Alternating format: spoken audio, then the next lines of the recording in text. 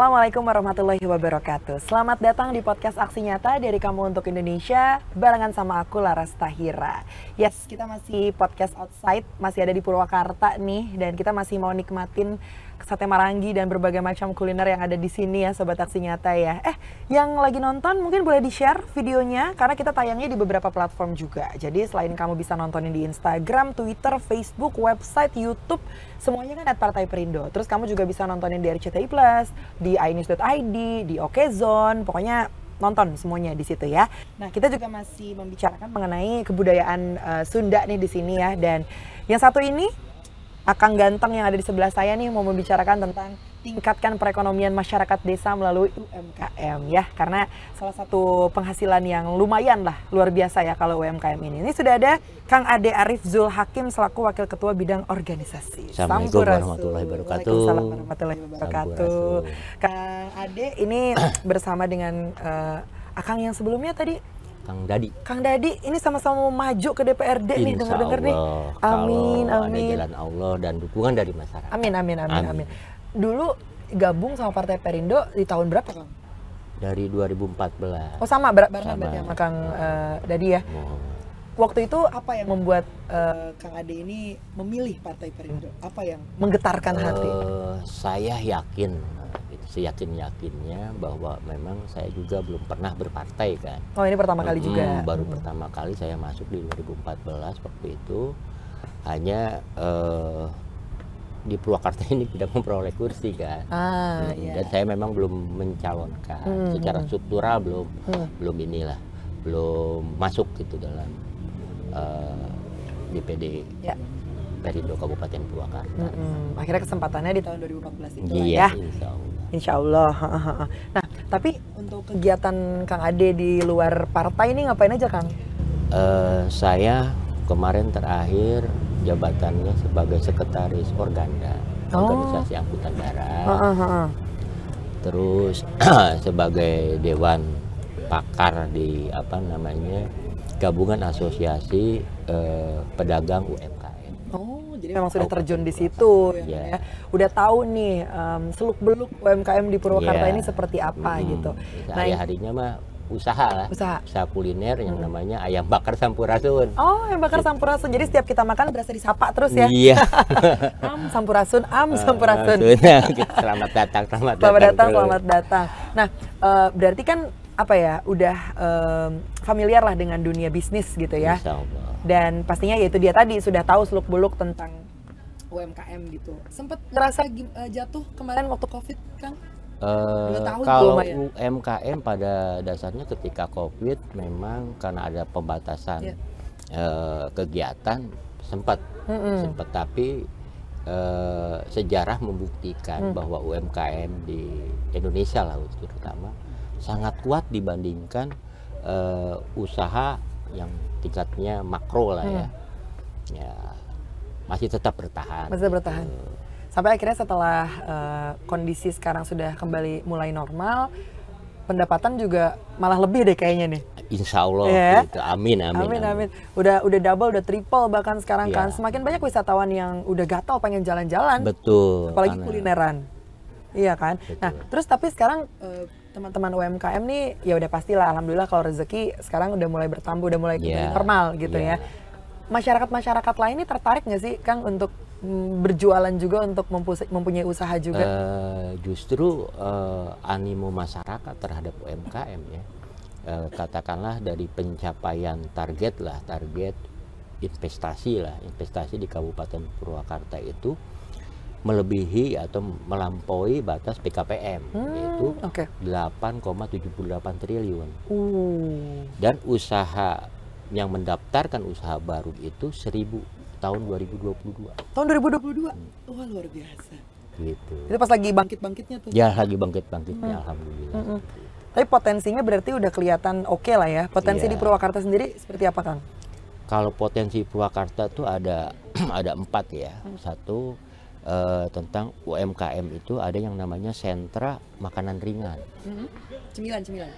Sentra makanan ringan ada. Terus ada yang terkenal dulu adalah sentra keramik.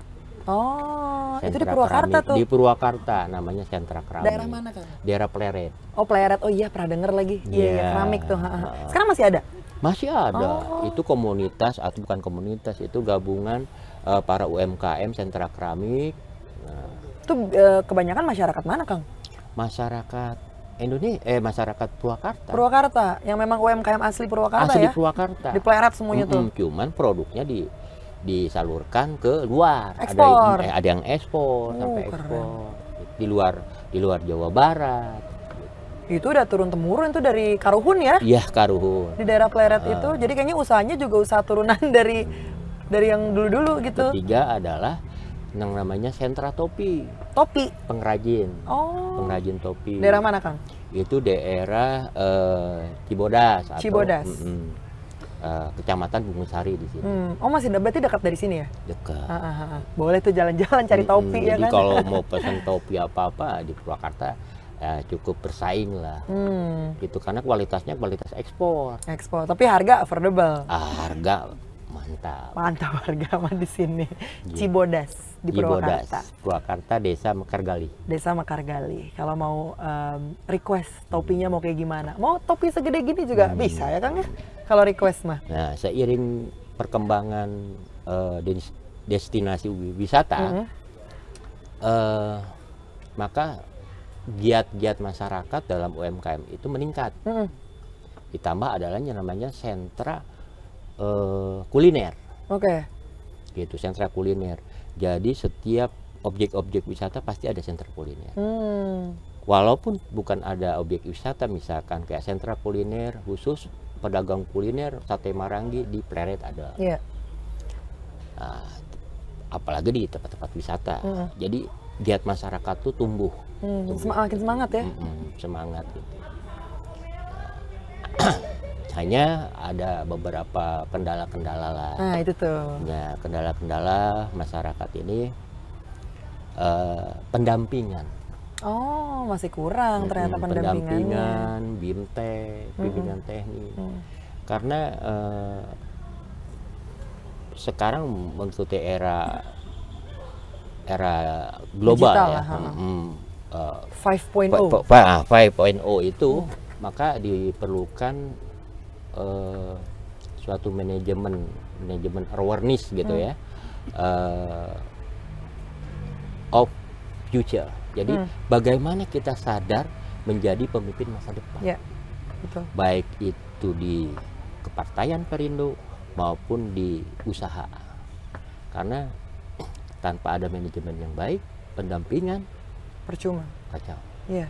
Seperti itu. Jadi usahanya apa dong Kang yang dilakukan? Saran kami adalah bagaimana pemerintah pusat maupun pemerintah daerah, terutama saya yakin di Perindo pada kader-kadernya bisa memberikan kontribusi yang terbaik. Semoga.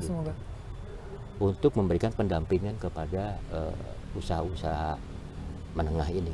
Karena ini modal sekali ya Kang ya? Modal sekali loh. Apalagi kalau berbicara mengenai kebudayaan dan kelestarian di Sunda sendiri di Purwakarta gitu, ya kan? Dan tadi juga Kang Adi sempat mention desa budaya. Desa Budaya atau desa wisata bilangnya gitu ya. Itu dikelolanya pemerintah atau masyarakat setempat Kang? Kalau desa wisata yang kelola kita tuh di desa. Jadi tata kelolanya melalui desa. Oh, ada kepala desanya? Ada kepala desa. Jadi bagaimana kepala desa mempunyai inovasi atau meningkatkan gairah para wisatanya untuk membangun dan menarik investor. Itu dia. Itu yang terpenting. Iya, betul. Jadi kalau untuk investasi di Purwakarta, tadi yang saya bilang bahwa indeks investasinya itu sudah bagus lah ya, sampai 8,78 triliun. Maka investor-investor itu aman di Purwakarta. Selain industri makro, industri yang besar. Berharap tadi kembali lagi bahwa pendampingan, manajemen atau tentang pelatihan ataupun BIMTEK itu sangat diperlukan. Betul, betul, betul. Ini berbicara mengenai pelatihan ya, pendampingan yang memang yes betul, saya setuju harus diadakan gitu ya. Tapi kalau menurut Kang Ade sendiri, apa yang perlu diprioritaskan nih, pelatihan atau pendampingan bisnisnya, dari segi bisnisnya, pelatihan dari segi mungkin cara berdagangnya seperti apa, mungkin kalau ibu-ibu kayak les bikin pastry-nya lah atau mungkin les apanya, atau dari sisi digitalnya Kang?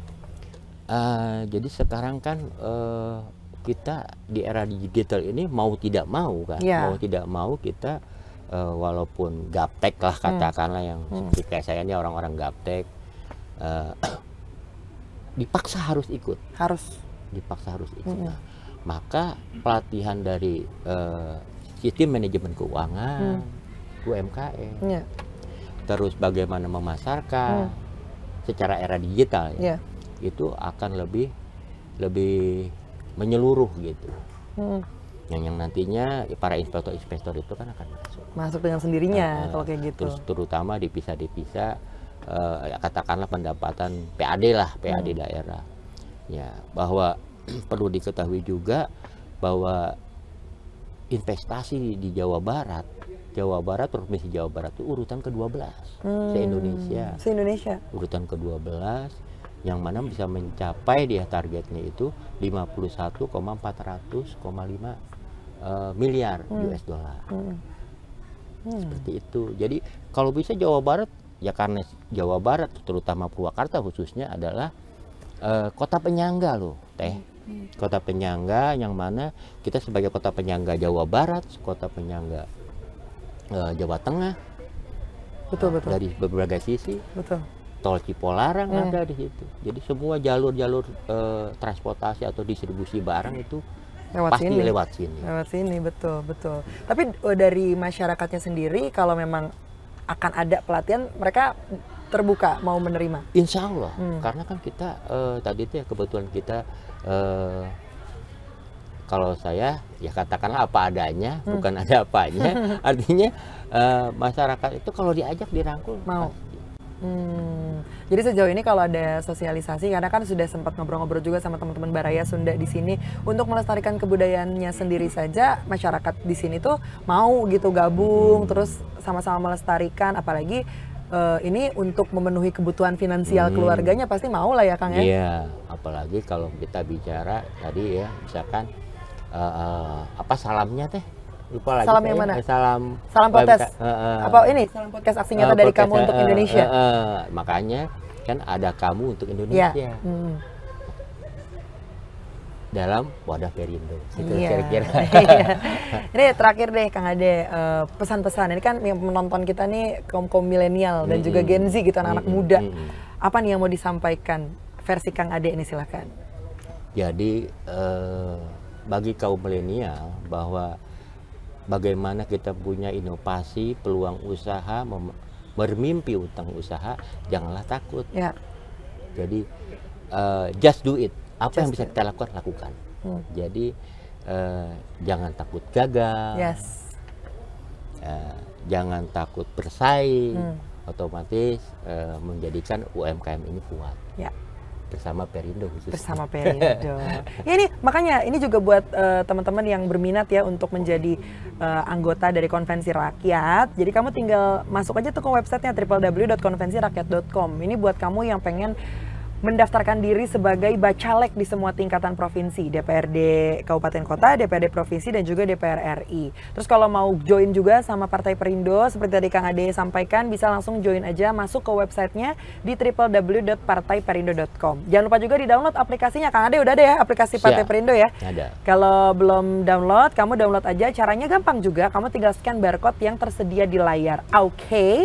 Ya sudah, kalau gitu hatur nuhun pisan Kang Ade. Sama-sama. Sudah ngobrol-ngobrol nih, semoga memberikan banyak insight dan semoga cepat ada jawabannya lah tadi untuk pendampingan dan juga pelatihan ya. Jadi semakin banyak warga Purwakarta yang bisa membuat usaha sendiri, UMKM-nya semakin merebak gitu di sini ya. Dan terima kasih juga untuk Partai Perindo yang selalu bergerak dengan aksi nyata. Semoga Partai Perindo semakin sukses dan juga maju terus untuk Indonesia sejahtera. Boleh sedikit saya tambahan? Boleh Kang. salam moto Perindo, sigap bisa juara. Sigap bisa juara. Juara. Oke, luar biasa. Kalau gitu Laras Tahira dan Kang Ade kita pamit dulu ya. Ketemu lagi di episode selanjutnya. Bye. Marilah seluruh rakyat Indonesia, arahkan pandanganmu ke depan. Raihlah mimpimu bagi nusa bangsa, satukan tekad untuk masa depan. Pantang menyerah, itulah pedomanmu. Hentaskan kemiskinan cita-citamu, rintangan tak menggentarkan dirimu. Indonesia maju, sejahtera tujuanmu, nyalakan api semangat perjuangan.